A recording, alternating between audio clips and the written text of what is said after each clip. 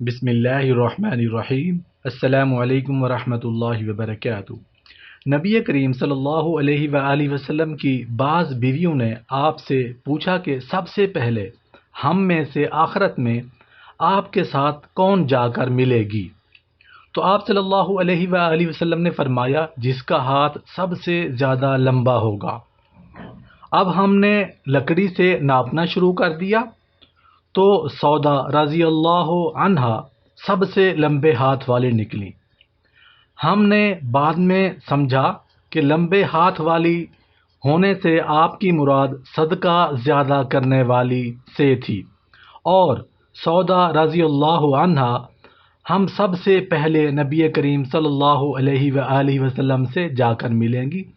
صدقہ کرنا آپ صلی اللہ علیہ وآلہ وسلم کو بہت زیادہ محبوب تھا۔ آمین یا رب العالمین۔ السلام علیکم ورحمۃ اللہ وبرکاتہ۔